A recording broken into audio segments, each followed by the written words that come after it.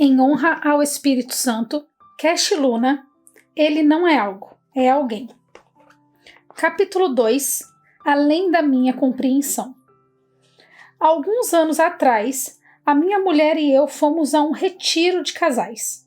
2 amigos com quem dividimos um chalé conversaram conosco sobre temperamentos que os psicólogos descrevem como características tipicamente presentes desde o nascimento. De acordo com esses estudos, há 4 temperamentos básicos que são sanguíneo, colérico, melancólico e fleumático. Enquanto nos explicavam cada um deles, identifiquei o meu próprio temperamento como uma combinação de 2 tipos. Naquela época, eles nos deram um teste para identificar nosso perfil de personalidade. E os meus pensamentos se confirmaram. 2 deles eram dominantes em comparação com os demais. Quando ouvi sobre as vantagens de cada um, fui encorajado a ler sobre os traços positivos, mas fiquei desapontado ao conhecer um pouco mais sobre os pontos negativos e pensei: com características assim, nunca chegarei a lugar algum. Naquela noite, não consegui dormir, pensando que toda a minha vida seria ofuscada pela fragilidade do meu temperamento.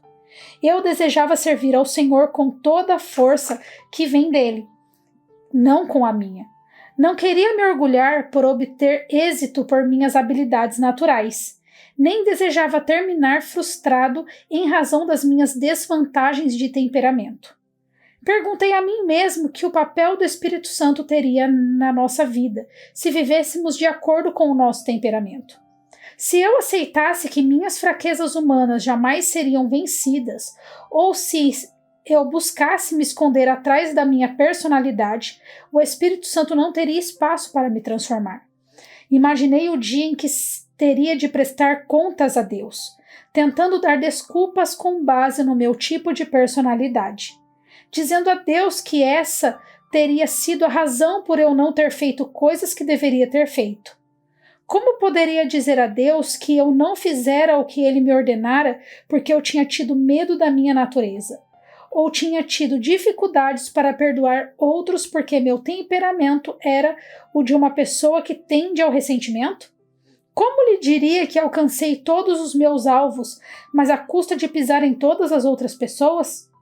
Como poderia lhe dizer que me distraí pelo caminho, porque meu temperamento dificilmente permitia que eu terminasse o que havia começado? Isso tudo era inconcebível na minha cabeça. Por isso, recusei viver dessa maneira. Em seguida, tomei a decisão que seria uma das mais importantes da minha vida. Decidi submeter o meu tipo de personalidade à obediência do Espírito Santo. Entendi que, se eu estivesse predisposto a depender somente das minhas forças e fraquezas, pontos fortes e pontos fracos, eu viveria pela força da carne e não dependeria do Espírito Santo. Nem mesmo o buscaria, que me capacita a dar frutos. Eu assumiria, dessa forma, que as minhas fraquezas não estariam corretas e que uma obra de transformação não seria possível. Portanto, acreditei que o fruto produzido pelo Espírito Santo na minha vida, incluindo o amor, a paciência, a mansidão ou temperança, de fato todos eles seriam capazes de vencer qualquer fraqueza de tipo de personalidade que eu tivesse. Portanto, sempre que olhava para a realidade de uma das minhas fraquezas, eu rendia essa área da minha vida a Deus. Quando apresentava a ele as minhas fragilidades, ele nunca me rejeitou, dizendo: você não fará isso porque tem a tendência de se distrair.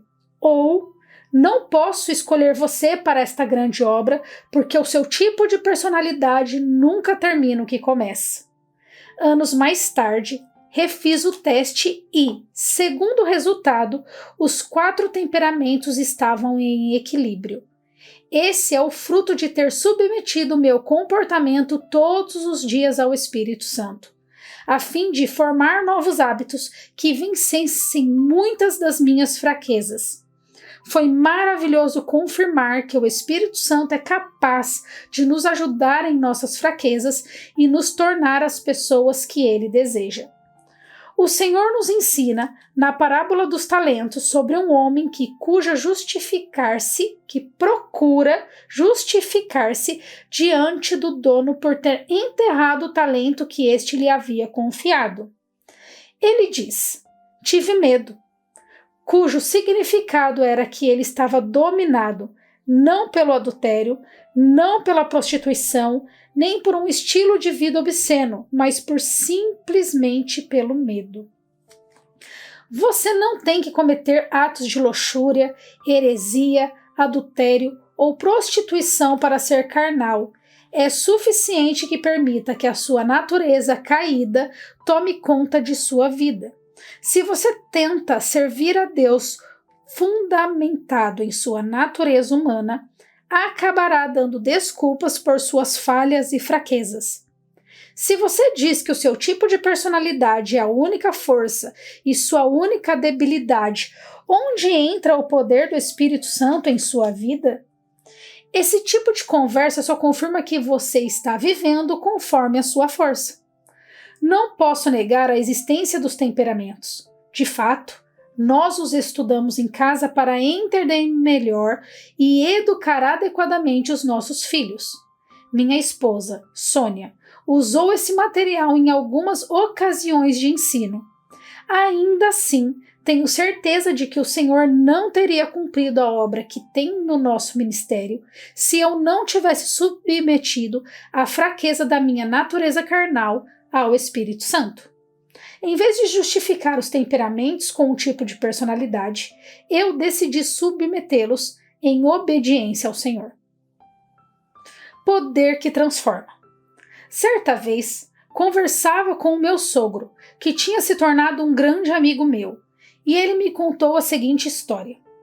Um dia, os líderes de uma igreja estavam no processo de decidir convidar alguém para ministrar em uma das suas reuniões. Um deles, já velho, insistia em convidar um jovem que tivesse demonstrado ter a unção de Deus em sua vida e por meio de quem Deus tivesse realizado sinais, maravilhas e milagres.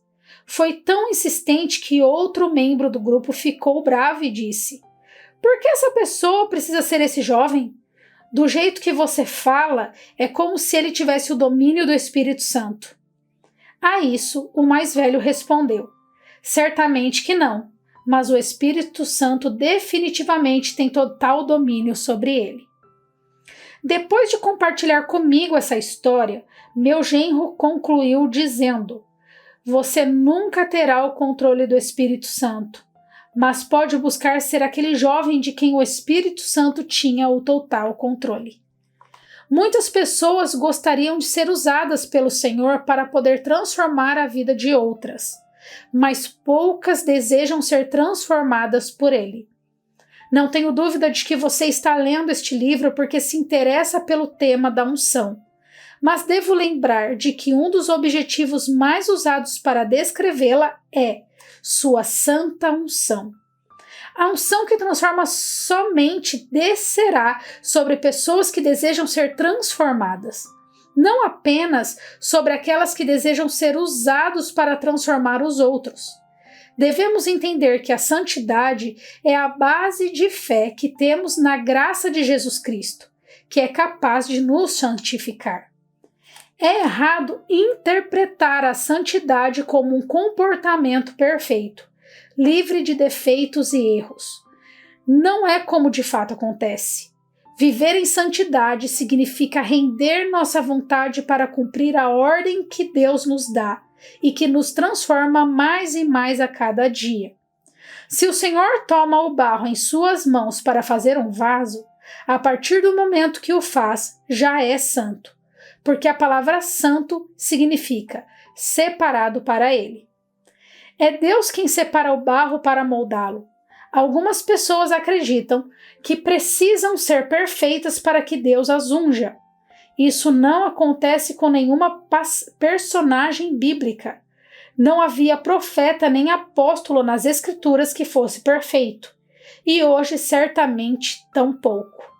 Mas há aqueles que consagraram sua vida a uma constante transformação, como o barro nas mãos do oleiro. Quando o poder de Deus se manifesta na minha vida, algumas pessoas podem pensar que sou perfeito, mas isso não é verdade. Estou longe de alcançar a perfeição. No entanto, algo que faço é consagrar minha vida a Deus cada dia para que Ele possa continuar me transformando. Em Salmos 139, de 1 a 6, lemos: Senhor, Tu me sondas e me conheces. Sabes quando me assento e quando me levanto. De longe percebes os meus pensamentos. Sabes muito bem quando trabalho e quando descanso. Todos os meus caminhos são bem conhecidos por Ti. Antes mesmo que a palavra me chegue à língua, Tu já a conheces inteiramente, Senhor. Tu me cercas por trás e pela frente, e pões a Tua mão sobre mim. Tal conhecimento é maravilhoso demais e está além do meu alcance. É tão elevado que não posso atingir. Não podemos ser transformados se estamos separados da presença de Deus. Deus nos enche, esperando que nos tornemos transmissores da sua santa unção aonde quer que formos. Ele nos dá seu Espírito Santo porque somos santos, mas também para nos santificar. Sem a presença dele, é impossível alcançar a santidade. Quando li esse salmo pela primeira vez, entendi que os pensamentos, as palavras, o comportamento, o deitar e o despertar do homem aqui retratado eram perfeitos, e que Deus o cercara por essa razão. No entanto, ao meditar em sua palavra e depois de passar anos em sua presença, entendi que estava errado. Medite nessas palavras por um momento. O salmista diz: Tu me cercas por trás e pela frente, e pões a tua mão sobre mim. Tal conhecimento é maravilhoso demais e está além do meu alcance. É tão elevado que não posso atingir. Se esse homem fosse perfeito em todas as suas atitudes, pensamentos e emoções, a presença de Deus teria sido completamente natural para ele. Ele teria sentido que merecia tal privilégio, mas não era o caso. Creio que o homem pensava exatamente da maneira oposta. Ele sabia que não importava quão bom e justo pudesse ser seu comportamento, jamais seria suficiente para experimentar a presença de Deus. E é por isso que ele se declara indigno. Suas palavras bem poderiam ser: Senhor, como podes me cercar com tua presença e por tua mão sobre mim, conhecendo-me como só tu podes me conhecer? Sabes que não sou o melhor dos teus filhos. Sabes que os meus pensamentos nem sempre são bons e que o meu comportamento está longe de ser perfeito. Um encontro íntimo. Caro amigo, o Senhor conhece suas palavras antes mesmo que as pronuncie. Ele conhece o seu coração e cada detalhe do seu ser e, ainda assim, repousa suas mãos sobre você e o escolheu para cercar com a sua presença. Não é esse conhecimento maravilhoso e incompreensível? Ele não espera até que você seja perfeito para protegê-lo. Em vez disso, ele o cerca para tornar você melhor. Você não precisa ser santo para recebê-lo. A presença de Deus o ajuda a se tornar santo como ele é santo. Por que creio nisso? Porque nos versículos seguintes desse salmo, o escritor diz: Para onde eu poderia escapar do teu espírito? Para onde poderia fugir da tua presença? Se eu subir aos céus, lá estás. Se eu fizer a minha cama na sepultura, também lá estás. Se eu subir com as asas da alvorada e morar na extremidade do mar, mesmo ali a tua mão direita me guiará e me susterá. Versículos 7 a 10.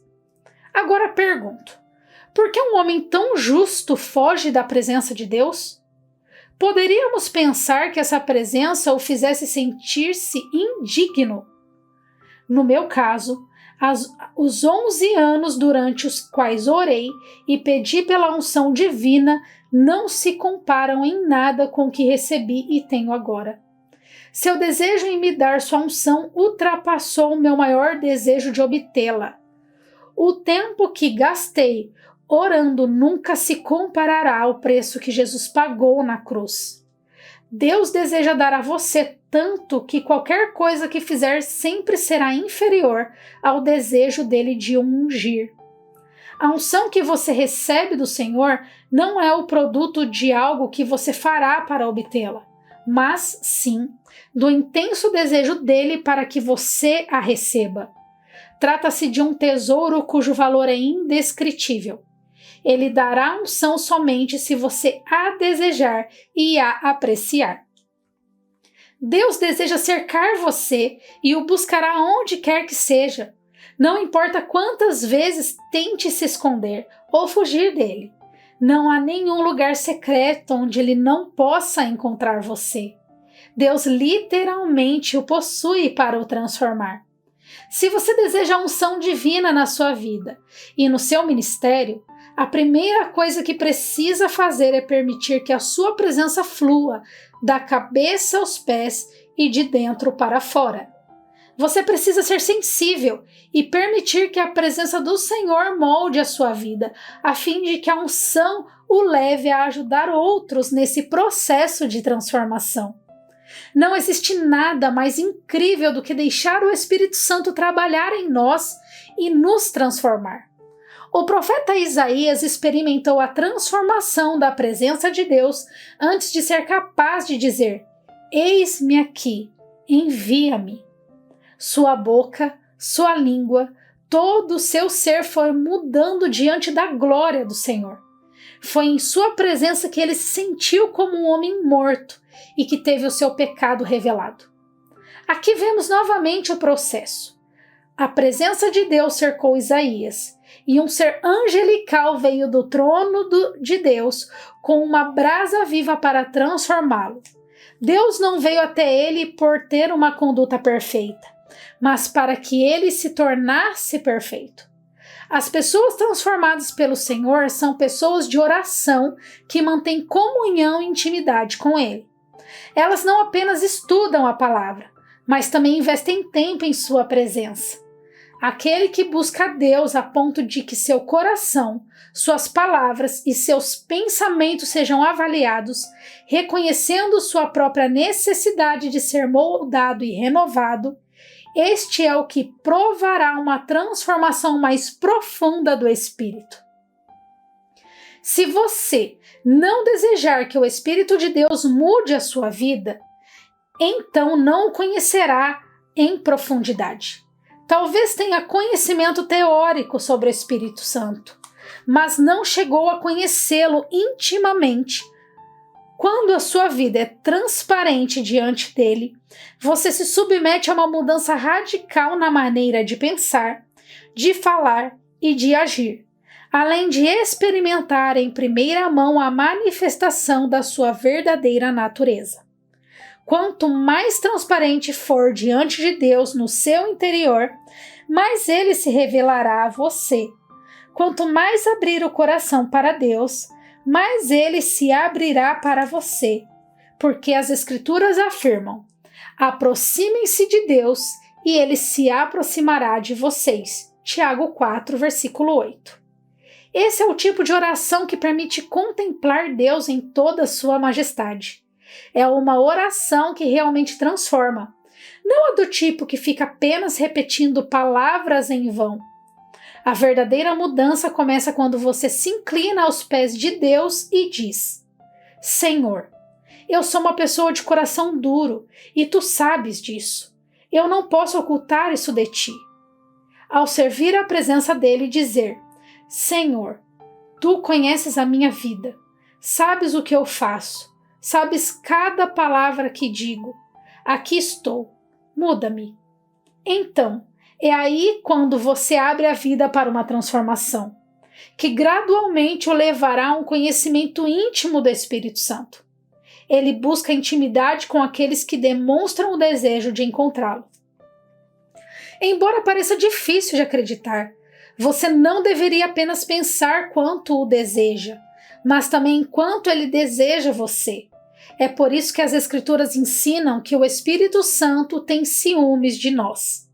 Eu me lembro de uma ocasião quando pedi ao Senhor que se manifestasse e derramasse o seu poder durante as nossas reuniões e tocasse as pessoas. Eu sempre oro para que isso aconteça, mas um dia o Espírito Santo me disse: hoje eu vou derramar o meu poder não porque as pessoas me desejam, mas porque eu quero fazer isso. E acrescentou: muitos ensinam que as pessoas devem anelar por mim, mas poucos realmente entendem quanto eu os desejo. Quando duas pessoas estão em comunhão, o desejo é mútuo e não há maior desejo do que aquele que eu tenho por vocês. Buscar o Espírito Santo é o começo de uma relação incrível entre você e ele. Se ele nos deseja tanto a ponto de expressá-lo por escrito, por que não aproveitamos esse fato e o desejamos também? Trata-se de uma busca e de um desejo de mão dupla, porque produzirá um relacionamento maravilhoso.